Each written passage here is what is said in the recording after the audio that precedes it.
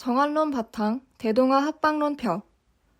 열강들의 침략을 막기 위해 일본과 조선이 손잡아야 된다는 대동아 합방론은 국명조차 대동으로 만드는 교묘한 수법을 사용, 침략이라는 인상을 안 남겨. 아시아 제국의 연대 가장. 외환 동조론에 앞서 먼저 살펴야 할 것이 이른바 대동아 합방론이다. 아시아 제국과의 연대를 가장한 대동아 합방론이란 달콤한 단어들에 빠져들어 일본의 침략주의가 아닌 일본의 자유민권운동으로 오해하는 지식인들이 적지 않기 때문이다. 일본 자유당 결성의 밑바탕이 된 자유민권운동은 아시아의 연대, 조선과의 연대를 요망하는 의식을 불러일으켰다는 긍정적인 해석이 나올 정도로 당시 지식인들을 현혹한 교묘한 술책이었다. 학자적 양심에서 그래도 비교적 공정하게 다뤘다고 평가되는 기전 외에 일본인의 조선관에서도 이 같은 과오가 드러나고 있는 것이다. 일본의 자유민권파는 일본이 열강의 압력에서 벗어나려면 열강의 침략 대상인 아시아를 연합해서 대항하는 길이라고 주장했다. 동양의 기운을 만회하려면 일본, 중국, 조선 3국의 협력이 필요하다는 연대론을 일본 역시 피압박 민족의 하나로 보고 열강에 대항하기 위한 아시아의 자구론이라고 저들의 주장을 긍정적으로 평가하는 지식인들이 있어 조심해야 할 부분이다. 조선을 일본과 동등한 대열에 놓고 아시아 연대를 주장한 것처럼 오해하면 큰일인 것이다. 일본의 자유민권운동은 정한론자들에 의해 주도되었다는 사실을 알아야 하기 때문이다. 일본의 명치유신 후 정한론을 폈다가 권력투쟁에서 밀려난 강등 신평은 1874년 정한당을 이끌고 일본 정부에 대항한다. 이때 정한당은 지난번 조선은 우리 국서를 거절하고 우리 사신을 모욕했다. 이러한 교만 무례는 실로 다 말할 수 없으니 위로 성상을 비롯 밑으로는 억조 창생에 이르기까지 전에 없던 큰 욕을 입었다. 그런데 두셋 대신은 편안할 것을 주장, 성상의 총명을 막고 그 의논을 중단시켰다. 고 개탄하며 정한론을 강력히 주장했다. 완고하고 사리에 어두운 조선을 정복하여 일본의 영토로 만들어야 구미 열강에 대항할 수 있다는 주장이 이른바 일본 자유민권파들의 속셈이었던 것이다. 일본 자유당의 모태가 된 자유민권운동은 정한론으로 권력 안투에서 밀려났던 판원 퇴조, 후등 상이랑, 강든신평 등이 핵심 세력이었고 이들이 조직한 입지사, 애국사, 현황사 등 정치단체들이 앞장섰다. 이들의 민권 주장은 강력한 국권을 실현하는 방편이었으며 그 수단의 하나가 대외 침략이었다. 자국의 이익을 위해 민권이 주장된 것이지 오늘의 이야기하는 민주주의의 실현은 아닌 것이다. 서구 제국의 침략주의를 흉내내기 시작한 일본은 열강의 아시아 침략에 대응하는 수단으로 연대론을 펴면서 그들이 아시아를 먹어버리려는 음흉한 계획을 실천했다. 아시아의 맹주, 지도자 자처. 그들은 자신들을 아시아의 지도자로, 일본을 아시아의 맹주로 자처한 것이다. 그리고 조선을 동양에서 제일 가는 완고한 나라로 본 것이다. 동해의 후매진 구석에 침몰한 야만국이라는 것은 당시 일본이 본 조선이었다. 일본의 정한론자들은 후진국을 지도하는 것은 선진국에 마땅한 도리라는 억지 주장을 폈다. 조선의 불평등 조약을 강요한 것은 이러한 배경 때문이어서 일본은 이 조약을 조선에 베푼 은혜로 생각했고 부끄럽기는커녕 당연한 도리로 착각했다는 것이 전후에 나온 그들의 평가인 것이다. 일본의 자유민권파들은 조선에 동정하는 듯한 태도까지 보여 한때는 조선에 대한 혹심한 침략 정책을 비판까지 했으나 이는 정권투쟁에서 상대를 괴롭히기 위한 것이었지 근본 정신이 상이했던 것은 아니다. 이들은 단지 조선 구군대의 봉기 때 개전론에 반대하였다고 하여 일본의 양심 있는 신진 지식인들처럼 오해하면 큰일이다. 조선 군대의 봉기에 불간섭을 주장했으나 갑신정변 때는 적극적으로 간여토록 태도를 돌변, 그 속셈을 드러내고 있다. 정권투쟁에서나마 비판 세력의 역할을 했던 일본의 자유민권파는 침략주의자들인 국권파의 강세에 몰려 하나둘 국권파로 전향한다. 현양사는 그 무리들을 이끌고 흥룡회로 간판을 바꿔단 다음 아시아 침략의 제1선으로 등장하기까지 한다. 대동아 합방론이 나온 것은 1885년이다.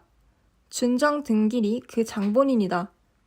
백인종인 구미 열강의 아시아 침략에 대항하기 위해서는 황인종인 아시아 제국이 단결하여 일어서야 하며 그러기 위해서는 우선 일본과 조선이 대등한 조건으로 합방해서 대동이라는 새로운 합방국을 만들어야 한다는 주장이다. 이렇게 해서 대동국이 탄생하면 청국과 손을 잡고 아시아를 지켜야 한다는 것이다. 대동 합방론은 대동아 공영권으로 아시아 침략의 근본 정신이 되고 대동, 대동아 등 구호로 일제의 침략 야욕을 대변하게 되지만 일본인들의 전후 해석은 교묘하기 짝이 없다. 일본과 조선의 대등한 지위에서의 합병이란 발상은 준정 등길의 독창적인 의견이다. 국명을 대동으로 일본, 한국 양국의 어느 쪽에도 기울어지지 않게 했다는 점은 준정의 고심이 드러나는 것이며 침략을 위한 사기라고 하기에는 그렇지 않은 무엇이 있는 듯하다. 한국이 독립국임을 인정하고 그 위에 대등한 형태로 합병하려는 것은 한국의 자주성을 부정하는 것과 다르다. 이것은 자유민권론자들이 지녔던 아시아 연대의식의 계승이었을 것이다. 침략과는 다른 연대의식이었다. 이렇게 해석한 후 그 결과를 놓고 그러나 대동합방론은 연대의식과 모순되는 내용을 상당히 내포하고 있어 후일 대아시아주의자들에 의해서 한국 병합의 무기로 쓰이게 된다고 발뺌을 하고 있는 것이다. 조선은 자주정신 없다 주장. 한국의 고대사 말살 실패를 추적하는 우리로서는 정신을 바짝 차려야 할 부분이 여기에서 나온다. 대동 합방론의 주창자라는 준정 등길의 조선 정황 1조 고금지교섭에 그 속셈이 드러나고 있는 것이다. 조선이 태고로부터 떨치지 못한 것은 백성에게 자주정신이 모자라기 때문이다. 그것은 중국에 친하려는 4대 외교를 계속한 때문이며 현재도 그 경향은 같다. 이와 반대로 자주정신이 강한 일본과 친했던 시대는 조선도 일본의 기운을 받아서 자주정신이 신장되고 국력이 발전했다. 이를테면 삼국시대의 신라가 그랬다. 현재 조선이 자주독립의 나라가 된 것은 일본의 덕택이다. 그러므로 조선은 청국을 떠나 일본에 붙어야 한다. 지난해 강화도에 사건이 있어 이치대로 군사로서 이를 따졌다. 그러나 별 사단 없이 수호 화친으로 이끌어 마무리한 것은 세계의 형세를 따른 것이다. 특히 예속의 지위에서 자주의 대조선국이 된 것은 일본의 덕이다.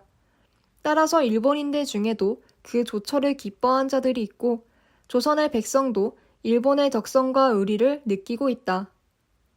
준정 등길은 일본과 조선의 합방은 그들의 이익을 위해서가 아니라 조선의 특혜를 주는 것처럼 표현하고 있다. 침략의식을 교묘하게 감춘 증정 등길의 대동합방론은 낭인 집단인 흥룡회의 조선 친일파 양성의 미끼가 된다. 조선 침략의 앞잡이 역할을 했던 내정양평은 이용구를 깨어 친일단체 일진회를 확대하며 대동합방론을 옹호토록 한다.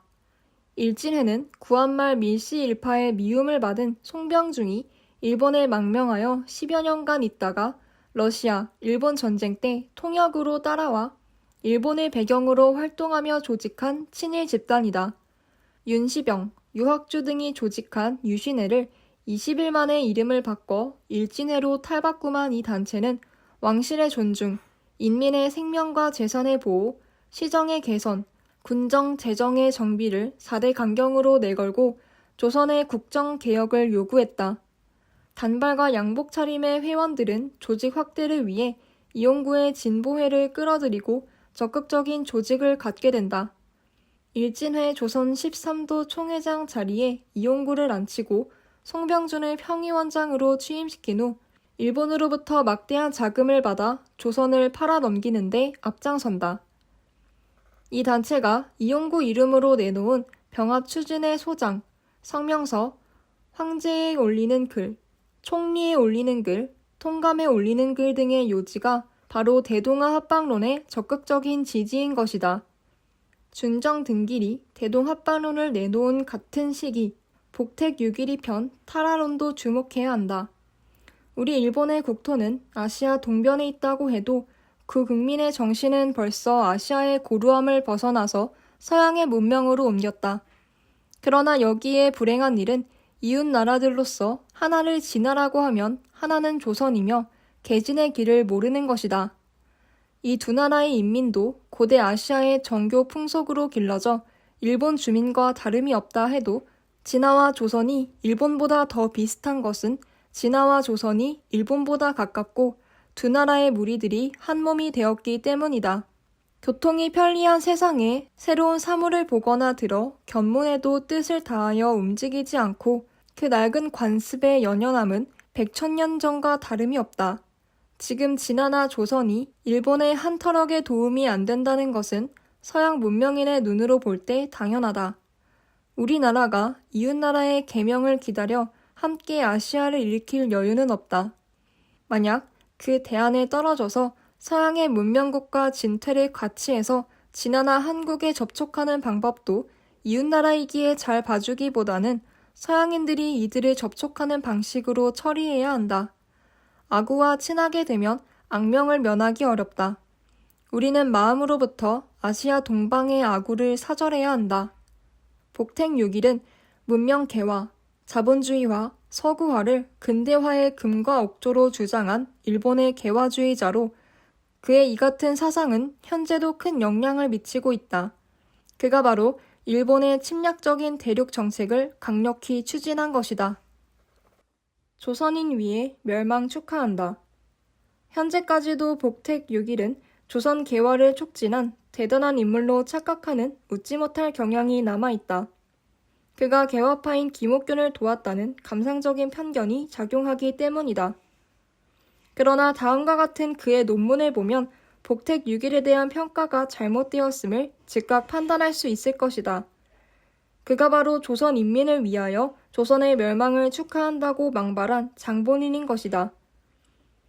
조선 왕조는 인민의 생명이나 재산을 지키지 못하기 때문에 인민에 있어서는 조선이 러시아나 영국 등 외국에 점령되는 쪽이 낫다.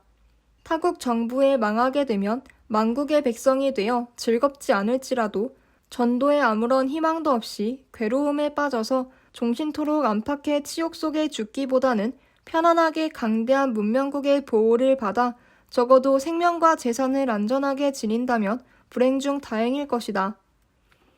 우리 국민에게 이보다 더한 치욕이 있을 수 있겠는가? 복택 6.1의 타라로는 구한말의 망령만이 아니다. 그는 비록 20세기가 시작된 1901년에 사망했지만 그의 사상은 21세기를 바라보는 현재까지 약화되지 않고 일본을 지배하고 있는 정신 중의 하나인 것이다. 소름이 끼치는 일이 아닐 수 없다. 일본의 침략주의가 발호하고 국권파가 득세하여 조선 침략의 기치를 높이 들었을 때는 정한론과 함께 대두된 외환 동조론이 오히려 비판을 받았다. 동조론의 대표적인 저술인 일본 사략이 출판된 것이 1877년이었으나 동조론은 1880년대 전후 학문적인 비판이 따랐고 일본이 조선을 침탈한 후 병합 예찬론으로 다시 활기를 띠었다. 특히 3.1 독립선언 이후에는 조선 국민의 회유용으로 악용되었다. 일본은 조선을 침탈한 직후 역사 지리의 임시 중간호로 조선호를 내놨는데 이들이 태고에서부터 이른바 병합가지를 분담, 집필하면서 조선 침략을 예찬하고 있다. 동조론의 논거는 앞에서 말했듯이 일본 서기, 고사기 등 일본 고대 사서에 있는 기사들을 자기 나름대로 유리하게 해석하여 신대부터 일본이 조선 땅을 본토와 같이 지배했으며 일본의 신들이 조선신을 지배하고 왕까지 임명하여 조선의 지배 세력은 같은 족속에서 출발했다는 강변인 것이다. 동조론을 주장한 일본 학자들은 역사상으로 본 일한 동력의 복구와 확정, 일선 양민족 동원론, 일본의 아시아, 천년의 쾌사 등 그 논전은 헤아리기 어려울 정도로 많다. 동조의 몽고 만주 포함. 동조론에는 조선 민족만을 포함시킨 것이 아니다. 조선이 침략의 제일 목표였을 때는 조선만을 거론하던 일본 국사학자들은 조선을 침탈한 후에는 급기야 몽고와 만주인들까지 포함시켜 북방 민족의 도래 경로에 따라 관련되는 아시아 민족은 모두 같은 뿌리로 보는 어처구니 없는 주장을 펴기 시작한 것이다. 희전 정길은 일선 양민족 동원론에서 고고학, 유물, 문헌, 언어, 신화, 풍속 등을 과학적으로 비교하는 것처럼 꾸며 동원 동조를 주장, 일본의 조선 지배를 옹호하고 3.1운동 후 조선의 독립운동이 부당하다고 궤변을 늘어놓고 있다. 이 논문은 또한 대륙 깊숙이 자리했던 천손 민족이 사방으로 이주, 번식했으며 특히 몽고와 만주인은 같은 뿌리인 동원, 동조라고 적용, 영역까지 확대했다. 내전 양평은 한술 더 떠서 일본의 아시아란 글에서 희전 정길의 주장을 더욱 발전시킨다. 대동아 공영권 운운하는 대아시아주의의 이론적 근거로 동조론을 확대하고 있는 것이다. 이제는 일본 학자들조차 부끄러운 이야기로 외면하는 동조론이라 하더라도 우리는 학문적인 연구로 명확한 선을 그어놓을 필요가 있다. 외환 동조론에서 일선 동조론으로 다시 아시아 제민족 동조론으로 확대 악용한 그 역사의 뿌리, 그 실체는 무엇이며 이른바 천선족이라는 긍지는 어디에서 나왔는지를 분명히 밝혀야 할 것이다. 문화의 흐름이 비록 백두산을 중심으로 한 옛 고조선 지역에서 자생하지 않았다 하더라도 북방으로부터 한반도를 거쳐 일본에 전파되었음은 유물, 유적 등이 확연하게 증명하고 있는 자명한 사실이다. 그런데도 불구하고 일본은 한때 이를 역으로 악용하여 역사를 거슬러 오르려는 야욕을 보였다. 한반도를 거쳐 전래된 문화의 실체가 곳곳에서 드러나고 있음을 볼 때 과연 문화만을 상자에 포장하여 수입하듯 일본이 가져갈 수 있었는가도 생각해 볼 문제다. 특히 고대의 무덤, 그 묘제가 한반도, 북구주, 고대 일본의 왕권 발상지라고 할 수 있는 비조 지역으로 연결되고 있음은 일본을 지배하는 세력이 한반도에서 건너간 정복자들일 가능성이 오히려 더 높지 않은가?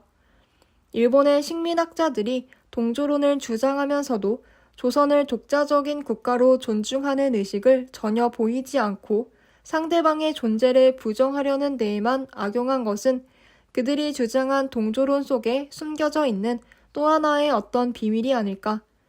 어떻든 동조론이 허구이든 조작이든 한일 고대사를 근거로 생성된 것만은 사실이다. 그런데 일본은 정리된 국민 교육용의 고대사를 가지고 있고 우리 학자들은 삼국시대 초기마저도 부정하고 있으니 비극이 아닐 수 없다. 일한 동조론이 한국 고대사 파괴. 한국을 정벌한 인물로 일본이 주장하는 신공황후는 우리 학자들의 연구에 의해 신라에서 건너가 원시 일본을 지배한 세우녀인 것으로 밝혀져. 일인이 한국인 됐다 주장. 왜 그렇게 되었을까? 일본의 고대사는 살아있고 한국의 고대사에는 단군조선은 고사하고 삼국시대의 초기 기록마저 부정되어 말살되었을까? 해답은 금방 나올 수 있다. 일본 사학자들이 고안한 일선 동조론의 일부만 보아도 이 같은 의문은 풀리고 만다. 일선 동조론 또는 일선 동영론 등으로 불렸던 일선 동조론은 태고의 일본과 한국이 불가분의 근친성을 가졌다거나 일본이 한국을 지배했다고 주장하고 있다. 일본과 한국은 가부장적 관계로 일본이 한국을 지배했다는 것이다. 일본사와 한국사의 시원이 같으며 동문, 동종이라는 이야기다. 이렇게 주장하는 일본 학자들이 있는가 하면 일본인과 한국인은 같은 조상에서 나온 가까운 혈족이기는 하나 일본 사람들이 한국 땅에 와서 한국 사람이 되었으며 따라서 같은 지역에서 똑같은 언어와 풍속, 신앙을 가졌었다고 억지 주장을 펴기도 한다. 일본의 신이 한국을 쳐서 한국의 신이 되었고 일본의 신과 일본인이 한국의 건국신과 왕이 되었으며 때문에 한국인은 일본에 투항하거나 기화하여 일본인이 되었다고 일본 지배의 가부장적 한일 관계를 강조한 것이다. 이런 시기는 태고, 일본 역사에서 말하는 이른바 신대에 해당하며 천황의 시대가 되면 사정이 달라진다. 일본의 한국 정벌 시대가 열린다는 것이다. 그 대표적인 인물이 수수께끼의 역사적 여인 신공황후다. 일본의 천황 계보를 보면 14대와 15대 사이에 나오는 흥미있는 인물이다. 흥미가 있다는 것은 신공황후가 신라에서 건너간 원시 일본의 지배자로 삼국유사에 나오는 세오녀라는 우리 학자의 연구가 나와 있기 때문이다. 이 연구가 맞는다면 오히려 고대 일본은 한국인들이 정복한 한국계의 부속 국가라는 증거로 돌변할 공산이 큰 것이다. 그러나 일선 동조론에서는 신공이 사만, 즉 삼국시대의 신라를 정벌한 실존 인물로 묘사되어 있다. 패전 전까지 일본의 국사 교과서에 한국 정벌자로 수록되어 일본인들에게 한국 지배 회복의 심벌이 된 신공은 한국을 복종시키고 귀속한 여걸로 조작되어 일본 군국주의자들의 찬양을 받아왔다. 일본 사학자들은 신공의 사만 정벌을 기정사실로 국민교육용의 교과서에까지 수록하여 일본인들을 교육시켰기 때문에 조선을 침탈한 후 이를 두 나라의 역사에 맞춰 넣느라고 고심을 했고 결국 한국의 고대사를 말살하는 결과를 가져온 것이다. 우리나라 현행 고등학교 국사교과서를 보면 앞에서도 말했듯이 신라 초기의 거서간의 왕호가 참고서에 나오기는 하지만 실제의 인물은 4세기 중엽에 처음으로 등장한다. 제17대 내무랑이 처음으로 나타나는 임금인 것이다. 내무랑의 재위 연간은 서기 356년에서 402년이다. 여기서 잠깐 일본 서기에서 옛날 이야기 같은 신공에 대해서 알아보자. 일본 서기 제14대 중의 천황조에 신공이 나타난다. 그녀의 본명은 기장조키로 나온다. 중에는 일본무의 차남이다. 이름은 종주건, 용자가 단정하고 신장이 열척. 성무 천황이 아들이 없으므로 31세 때 태자가 되다. 중해 원년 1월 11일 즉위. 2년 춘정월 2일 기장 조키를 황후로 삼다. 이보다 먼저 숙부 언인 대중형의 딸 여대중이를 취하여 농미판, 인웅 두 아들을 낳고 다음 내용 전주의 할아버지인 대주주의 딸 재원을 얻어 아들 생리옥을 낳다. 2월 6일 강롱에 나가 행궁을 짓고 머무르니 사반궁이라 한다. 이달 단로에 둔창을 정하다. 3월 15일 천황이 남방의 여러 나라를 순수하다. 황후와 신하들은 그곳에 머물게 하다. 천황의 두 셋의 경대부가 어가를 따르게 하고 궁인 100명의 경행으로 기이국에 이르러 덕륵 진국에 머물다. 이때 웅습이 반란을 일으켜 조공하지 않는지라 천황이 토벌하기 위해 배로 바다를 따라 혈문에 이르다. 이날 사자를 강록에 보내어 황후에게 즉시 그곳을 출발하여 혈문에서 만나자고 하였다. 여름 6월 10일 천황은 풍포진에서 정박하고 황후는 강록을 출발하여 순전문에 도달하다.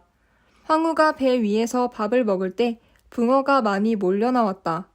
황후가 술을 바다에 뿌리니 붕어들이 취하여 떠올랐으므로 해변 사람들이 고기를 많이 잡았다. 신공은 신탁의 무당 역할. 7월 5일 황후가 풍포진에 도착하다. 이날 황후는 여의주를 바닷속에서 얻었다.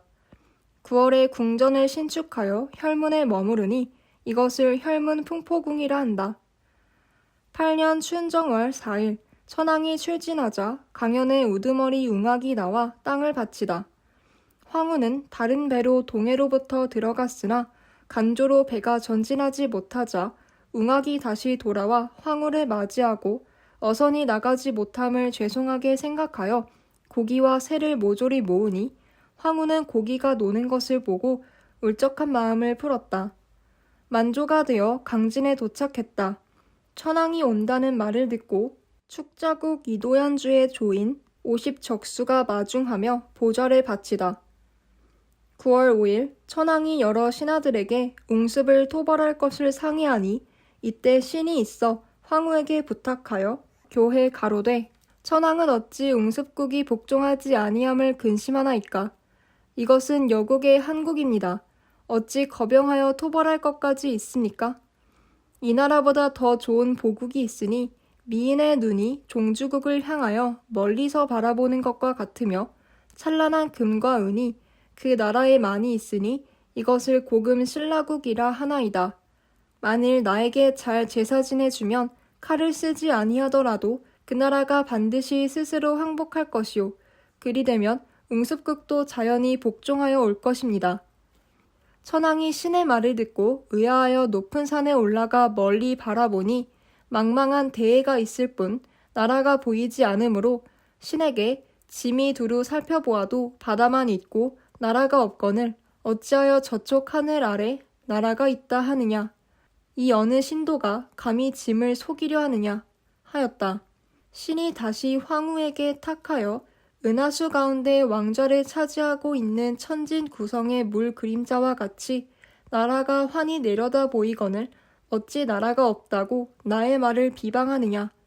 너 중의 왕이 이와 같이 말하고 끝끝내 나를 믿지 아니하면 너는 나라를 얻지 못하고 오직 지금 황후의 뱃속에 있는 그 자식이 얻을 것이다 하였다. 그러나 천황은 오히려 믿지 아니하고 웅습을 공격하다가 이기지 못하고 돌아왔다. 중해 9년 2월 5일 천황이 갑자기 병이 나서 다음날 죽다. 향년 52세. 이때 황후와 대신 문의 숭례는 천황이 죽은 것을 극비에 붙여 천하에 알리지 아니했다. 황후는 신하들에게 지금 만약 백성이 천황의 죽음을 알게 되면 좋지 못할 것이니 알리지 말라 하였다. 그리한 후 문해가 가만히 천황의 시체를 거두어 해로로 혈문에 옮겨 빈소를 마련하고도 그 빈소에 불을 밝히지 않았다. 22일 대신 문해가 혈문으로부터 돌아와 황후에게 복명하다. 이에 신라 역으로 인해서 천황을 장사 지내지 못했다. 일본의 또 하나의 고대 기록인 고사기에는 신공의 남편 중해의 갑작스런 죽음이 이렇게 묘사되어 있다. 신공 황후는 그 당시 기도를 올리고 있었다. 천황이 축자 강일궁에 좌정하여 장차 웅습을 치려고 천황은 검은 고를 타고 문해는 그 뜰 아래서 신의 명령을 청하였다. 이때 신공 황후가 기도를 올린 후 신의 가르침을 받아 서방에 나라가 있으니 금과 은을 그 근본으로 하고 있다. 여러 가지 진귀한 보물들이 많은 나라다. 나는 지금 돌아가 그 나라를 너희들에게 주고자 하노라고 말했다. 이에 천황은 내가 높은 곳에 올라 살펴보니 저쪽에는 육지가 보이지 아니하고 오직 큰 바다가 있을 뿐이다. 이는 나를 속이려는 신의 장난이라고 화를 내며 타던 검은 고를 물리쳤다. 신이 크게 노하여 이 천하에서 너는 나라를 다스릴 줄 모르고 한 길만 아는 자라고 말했다. 이때 문해가 황공하옵니다. 우리 천황이 아직 그 검은 고를 타고 있습니다. 라고 변명했다.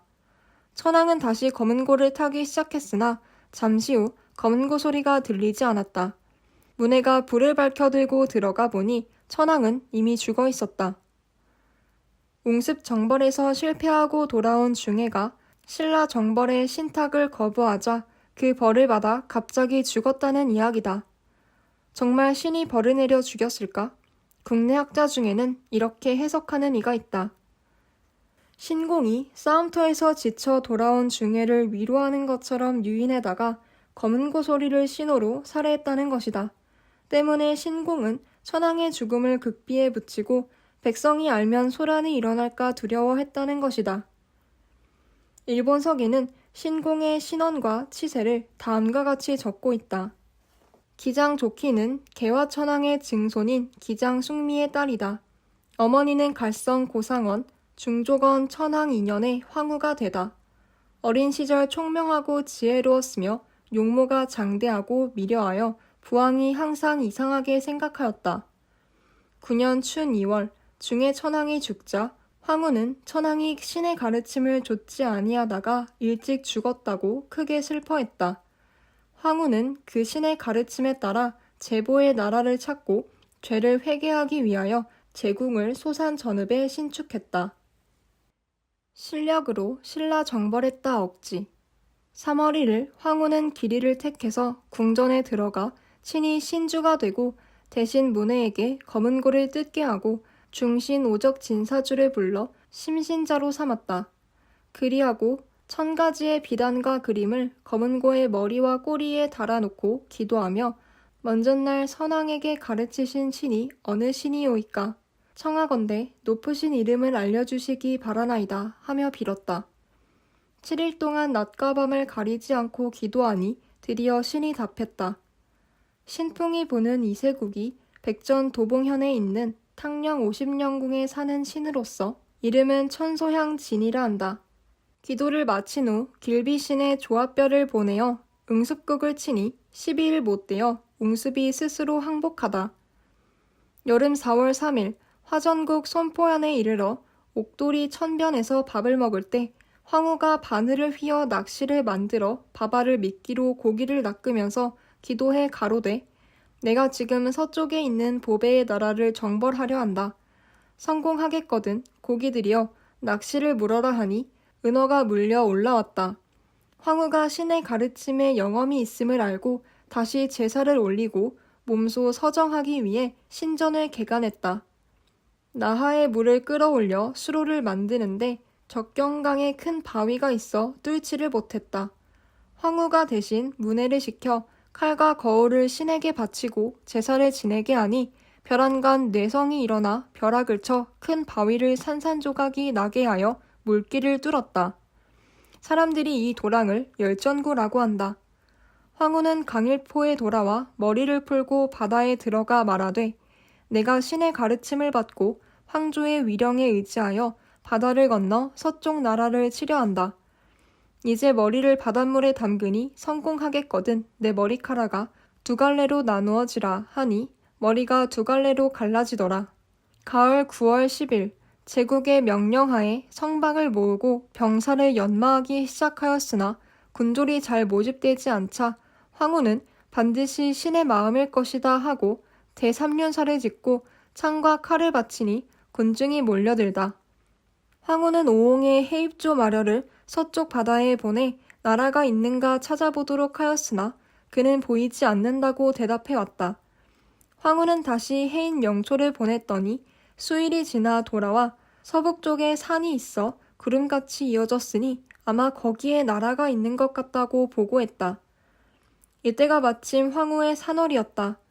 황후는 큰 돌 앞에 엎드려 신에게 나의 정벌이 끝난 후 이 땅에 돌아와 아이를 낳게 해주시오 하고 빌었다. 그 돌이 지금 이도현의 도로변에 있다. 신공의 사만정벌 역사 왜곡. 겨울 10월 10일 화이진을 출발했다. 이때 풍신은 바람을 일으키고 해신은 파도를 일으켰고 바다의 큰 고기들은 모두 떠올라 군선을 밀어주고 순풍이 알맞게 불어 삿대도 쓰지 않고 문득 신라에 도착하였다. 신라 국왕이 크게 두려워하여 어찌할 바를 몰라 사람들을 놓아놓고 신라 건국 이래 일찍 바닷물이 나라 안에까지 올라온 일이 없다. 이제 천운이 다하여 이 나라가 바다가 되었는가라고 한탄하기도 전에 선수가 바다에 차고 고성이 일어나 산천이 진동했다. 신라왕이 멀리서 보고 크게 놀라 백기를 들고 도적을 갖고 왕선 앞에 나아가 머리를 조아리고 말해 가로되 지금부터 천지가 다할 때까지 귀국말의 먹이가 되고 배의 키가 마를 사이 없이 춘추로 말의 빛과 채찍을 바칠 것이며 또한 바다의 원격을 마다 않고 매년 남녀 용품을 공납하겠다고 했다. 여기에 덧붙여 해가 서쪽에서 떠오르지 아니하는 한 아리나의 하가 거꾸로 흐르고 강바닥의 돌이 하늘에 올라가 별이 되는 한이 있더라도 춘추의 조공을 게을리하지 아니할 것을 천지신명과 함께 맹세하나이다고 말했다. 이때 신하들이 신라왕을 죽이자고 했다. 그러나 황후는 항복한 사람을 죽이는 것은 불가하다 하고 포승을 풀어주었다. 그리고 황후는 신라에 들어가 중보의 부고를 봉하고 도적과 문서를 압수하고 말먹이로 만들었다. 황후는 그가 가졌던 창을 후일의 증거로 신라왕의 문전에 꽂아 놓았다. 그러므로 그 창이 아직도 신라왕의 문전에 꽂혀 있다. 드디어 신라왕 파사 매금이 미질기, 짚어진 간기를 인질로 하고 금은 세책, 능라 등 80척의 조공을 바쳤다. 신라 왕이 항상 80척의 조공을 일본에 바치는 것은 이에 연유함이다. 이때 백제, 고려 두 왕이 신라가 도적으로 일본에 항복했다는 소식을 듣고 밀정을 보내 군세를 엿보았으나 이기지 못하겠으므로 스스로 영해로 찾아와 머리를 땅에 대고 지금부터 영원히 서번이 되어 부단히 조공하겠다고 다짐했다. 황후는 신라로부터 돌아와 12월 14일 축자국에서 예전 천황을 낳다. 이상이 일본 서기와 고사기 등 일본 고대 문헌에 나오는 신공의 사만정벌 기록이다. 옛날 이야기처럼 귀신들의 이야기로 꾸며진 이 기록을 가지고 19세기 말엽부터 패전할 때까지 일본은 국민들의 사기 양양을 위한 역사 교육 자료로 악용한 것이다. 귀신 이야기로 시작한 이 같은 신공의 사만정벌론은 이란 동조론의 고안의 결정적 자료가 된다. 그런데 이 같은 허무맹랑한 이야기가 우리나라 삼국시대의 초기 기록을 부정하는 결과를 초래하고 있다. 또한 이 같은 삼국 초기의 실체 부정은 공교롭게도 우리나라 현행 고등학교 국사 교과서에도 그대로 반영되기라도 한 듯 신공 이전의 우리 역사가 사라지고 말았으니 이는 어인일인가.